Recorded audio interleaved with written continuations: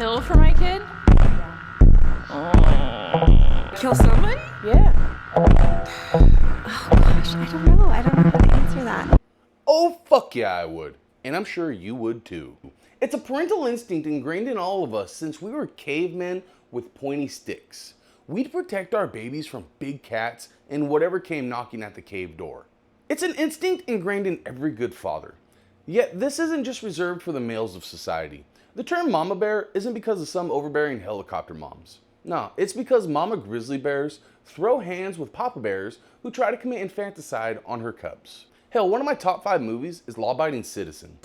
Now this is for your penis, but we'll get to that later. It's a movie about a father getting revenge for his family's death while behind bars. And in Arkansas, there's a man who kind of did just that. I mean, he wasn't behind bars, but he might be spending some time behind bars. One night he woke up to every parent's worst nightmare. His daughter was missing from her room. And now you might be able to call that man a modern day Gary Plauche, Mr. Aaron Spencer. But here's the problem. This father's natural God-given instincts to protect his daughter from a monster that the justice system failed to put away might have just led Aaron Spencer to spending the rest of his life in prison, not able to watch his daughter grow up. Yoo-hoo! I'll make you famous. Before I tell you how Aaron Spencer is getting bent over by the justice system, I have to tell you a story about a man named Gary Plauche. To some of you, this might be a walk down memory lane, but for others, you might have never heard it before. But kind of honestly, I doubt it, being you're on my channel. You must like obscure niche history. In the fall of '82, Jody Plauche was a 5th grader at Mayfield Elementary in Baton Rouge, Louisiana, when him and his buddies were given flyers for a karate class. Uninterested, Plauche grabbed the flyer, balled it up, chucked it in the trash. But if the movie Final Destination taught us one thing in life, you can't escape fate. His little brother Mike was given the same flyer at school, but instead of chucking it in the trash, he brought his flyer home. I'm gonna pause the story right here for just a second. Can I just say, who the fuck is letting this creep on the school grounds? He looks like he's sitting on the largest stockpile of catalytic converters this side of the Mississippi. Do you see this little shit mustache? That's not a mustache, that's baby shit. I constantly have to remind myself it was a different time in so many of these videos. Jody's mother, June, soon signed up her 3 boys, Mike, Jody, and the oldest brother, Bubba, and they began taking classes in June of '83 with their new karate instructor, Jeffrey Doucette. Like a coyote in the chicken house, this predator was surrounded by his prey. Doucette would soon push the limits, testing how far each child would let him go, narrowing down his sights to the most vulnerable, Jody Plauche.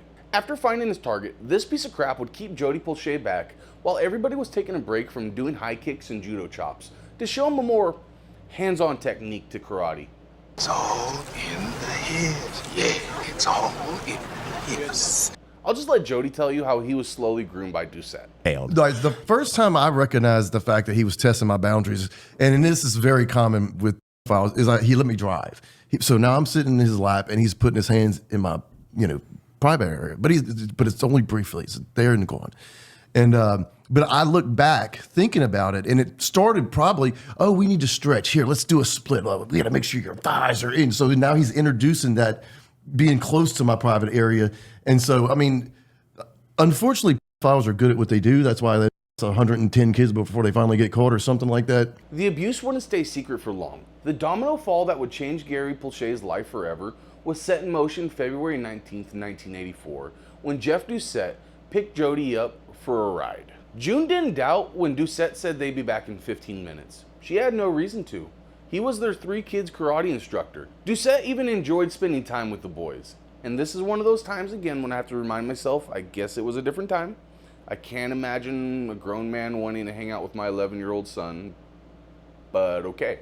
Little did she know, Jeff Doucette wasn't taking Jody on a 15-minute ride through the neighborhood. Many hours later. By nighttime, the police were notified, but it was too late. The 2 were on a bus heading to the West Coast. On the way, Doucette shaved his beard and dyed Jody's hair from blonde to black. He hoped that he could pass Jody off as his own son while evading law enforcement. With Jody kidnapped, Doucette took him to Disneyland. Doucette and Jody checked into a cheap motel in Anaheim, California, just a short walk from Disneyland. And now that I'm thinking about it, if it's a short walk from Disneyland, then it absolutely wasn't cheap. It might have been a shithole, but it wasn't cheap, even if it was the 80s.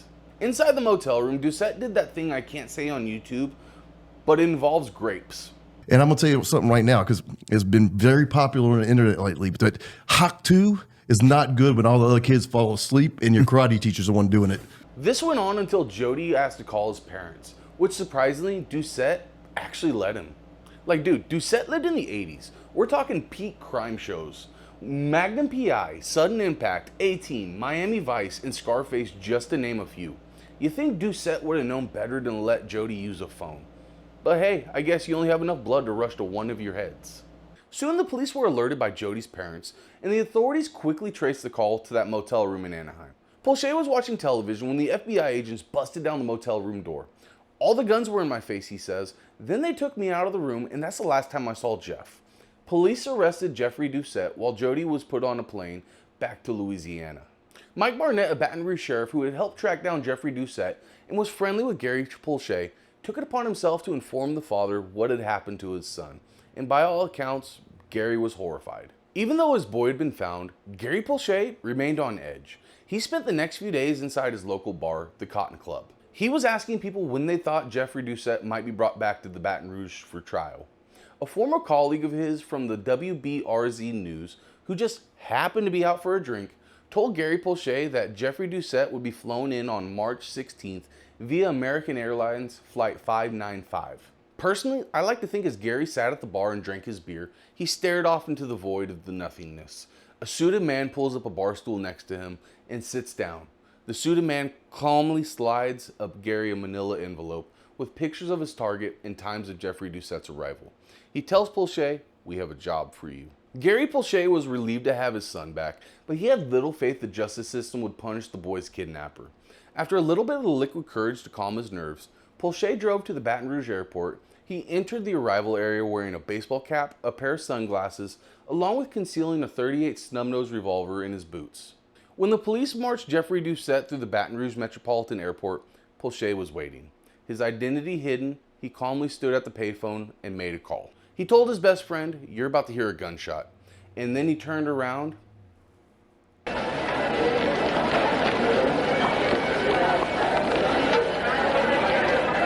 Oh no! What happened? Oh no! How terrible! That's just awful! How terrible! Oh no! A TV camera caught the fatal shooting, and as news cameras rolled, Gary Plauche shot Jeffrey Doucette dead. When the officers immediately asked him, "Why, Gary? Why?" He responded, "If someone did this to your kid, you'd do it too." The killing turned Gary, who was charged with second-degree murder, into an instant hero among people. Years later, Plauche said, "I would advise any parent whose child had been hurt to be there for your child and don't take the law into your own hands. Don't put yourself in the position to be prosecuted."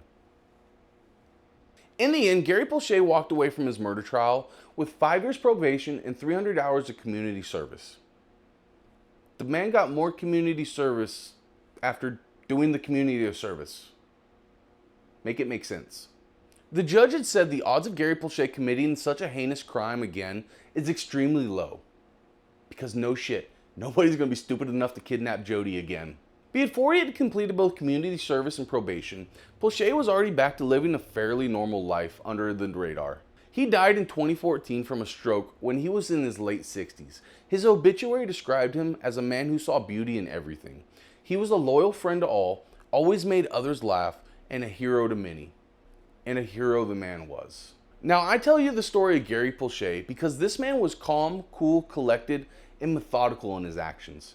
He was let loose with damn near the key to the city, and hell, around Father's Day, the man gets a yearly tribute by YouTubers everywhere across his platform. Aaron Spencer, on the other hand, is a different story. Same, but different.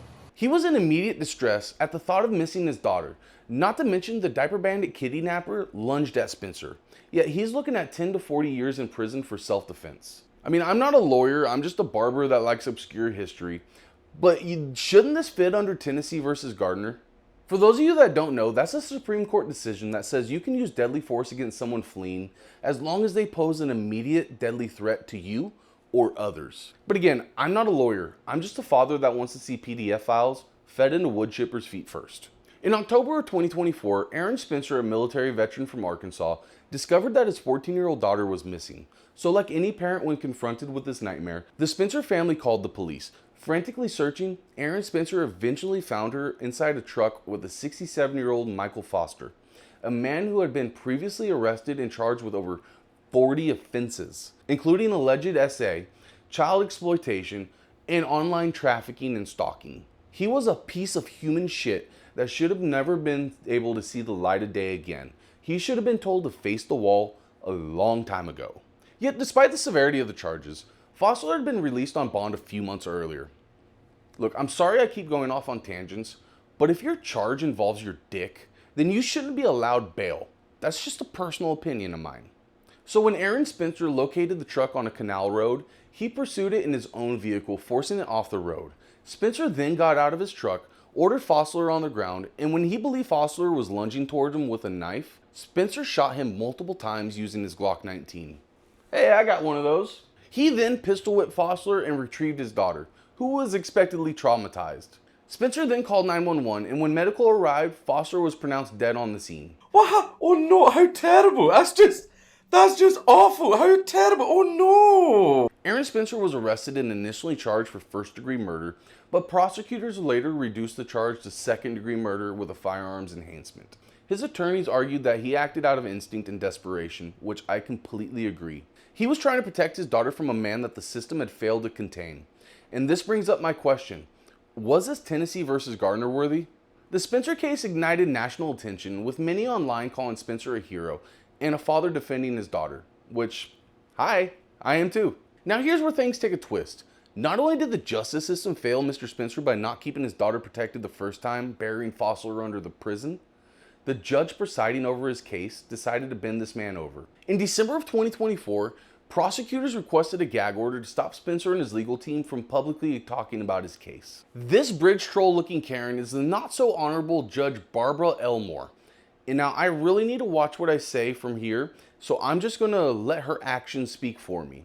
This gutter biscuit approved this unconstitutional motion without even holding a hearing, sealing the entire case, sparking immediate legal backlash. Spencer's attorneys appealed the gag order, arguing it violated his First Amendment rights and was unjustified given the intense public interest. And on May 29th of 2025, the Arkansas Supreme Court unanimously ruled that the gag order was a plain and gross abuse of discretion, which is legal jargon for Jane, you ignorant slut. The court lifted the restrictions, citing that lack of evidence that the public statements would harm the trial's fairness. A concurring justice even recommended the reassigning the case to a different judge, criticizing the pattern of secrecy and overreach. Meaning, you're done fucking up, judge. Spencer, who remains out on bail, faces a Class Y felony, which again carries a 10 to 40 year prison term if he's convicted. However, for obvious reasons, many folks continue to rally behind Aaron Spencer, a father who risked his life and freedom to do what the justice system should have done about 40 charges ago. There's not much we can do to help Aaron Spencer. There's a change.org petition to help free this father, but you know as well as I do, change.org is about as useless as Greta Thunberg. I'd say donate to his GoFundMe, but GoFundMe retracted his funds due to their TOS not allowing legal funding for violent crimes. About the most we could really do is keep Aaron Spencer in our prayers and civilly, you hear me, any lawyers or anybody, civilly write to Judge Barbara Elmore and let her know just how swell of a job she's doing. And if you do, please again, be civil. It's not going to work if you're not. If you enjoyed my video on the only cure for PDF files, then please leave a like, comment, share, and subscribe. Your engagement is a tribute to the algorithm gods, and those gods help keep my channel on the map. Until next time, see you beautiful bastards in the next video. Yoo-hoo! I'll make you famous.